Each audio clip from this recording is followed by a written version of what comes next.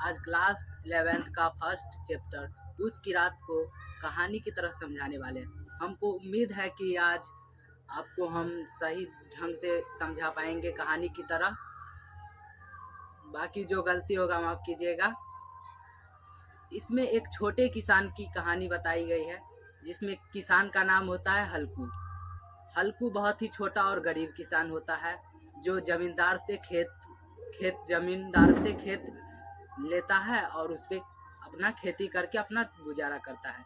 उसकी पत्नी का नाम मुन्नी था। एक दिन की बात है, वह एक जमींदार सहना से कुछ रुपए कर्ज के रूप में लिया हुआ था और वह 3 रुपया जमा किए हुए था अपने पूस की रात मतलब पूस में कड़ाके से ठंडे से बचने के लिए कंबल खरीदने के लिए। एक दिन सहना उसके घर आता है और हल्कू आवाज़ लगाता है, जिससे हल्कू अपने घर से बाहर निकलता है तो देखता है कि घर के बाहर सहना खड़ा है। तो सहना हल्कू से बोलता है कि हमने जो तुमको पैसे दिए थे वो मुझे लौटा दो।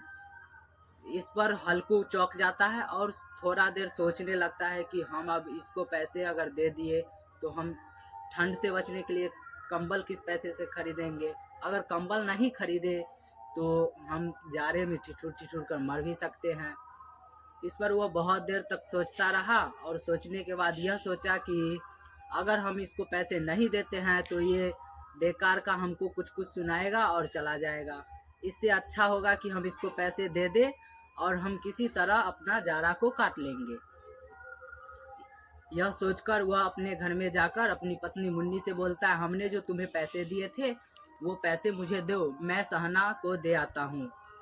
इस पर मुन्नी भी चौंक गई और कुछ देर सोचने के बाद बोली, अगर हम ये पैसे सहना को दे दिए तो फिर हम ठंड में कैसे काटेंगे।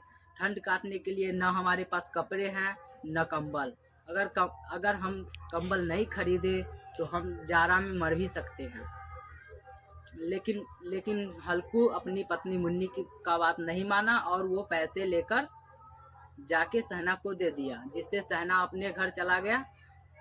उसी वक्त हल्कू अपना खेत का रखवाली करने के लिए चला जाता है शाम के समय। उसी खेत में वह झोपड़ी बनाए हुआ था, जहां वह रात को सोता था और खेत की रखवाली करता था कि जानवर उस खेत को नुकसान न कर दे और उसका फसल बर्बाद न कर दे।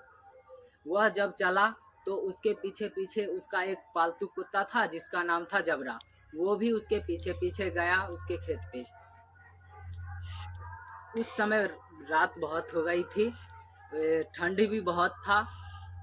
दोनों जबरा चला गया।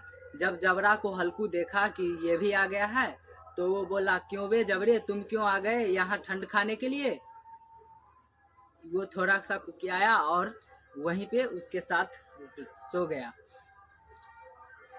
ठंड में दोनों थर कर रहे थे, पर क्या करें, उनके पास तो कुछ था ही नहीं ओढ़ने के लिए, न पहनने के लिए था। किसी तरह वह रात को काट रहे थे। हल्कू का कुत्ता जबरा जो था वह नीचे जमीन पे ठंड के कारण कुकू कर रहा था, जिससे हल्कू की नींद टूटी। तो वह जबरा से बोलने लगा कि क्या हो बे जबरा, ठंड लग रही है, हम तुमको बोले थे नहीं आने के लिए यहाँ हमारे साथ। अब क्या करेगा, ठंड आज भर खा, कल से मैं तुम्हारे लिए यहाँ पे वाल बिछा दूंगा जिससे तुमको ठंड नहीं लगेगी। यह सब बोल के वो फिर से हल्कू सोने चला गया और सो गया। ठंड इतनी थी कि उसको नींद भी नहीं लग रही थी और कुत्ता को भी नींद नहीं लग रही थी जाड़ा के कारण। दोनों किसी तरह रात को काट रहे थे। जब आधी रात हुई तो हल्कू को जाड़ा से बर्दाश्त नहीं हो पाया तो वह उठा, कुत्ता भी उठा।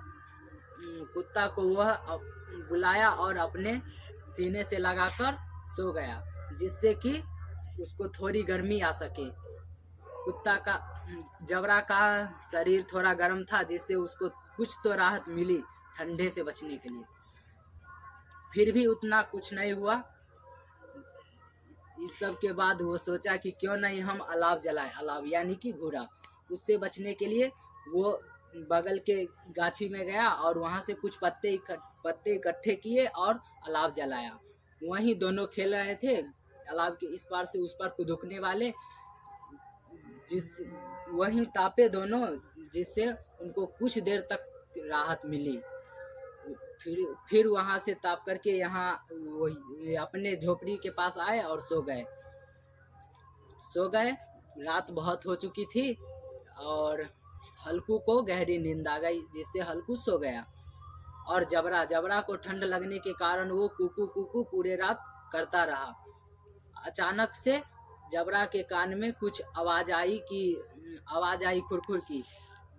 ऐसा लगता था कि उसके खेत को कोई जानवर खा रहे हैं, उसकी फसल को बर्बाद कर रहे हैं, जिससे जबरा जोर जोर से बोलने लगा और जानवर को भगाने के लिए गया, पर जानवर नहीं भागे, जिसके कारण जब झबरा वहाँ से लौट आया और अपने मालिक को जगाने लगा, पर हल्कू गहरी नींद में था, जिसके कारण वह जग नहीं पाया।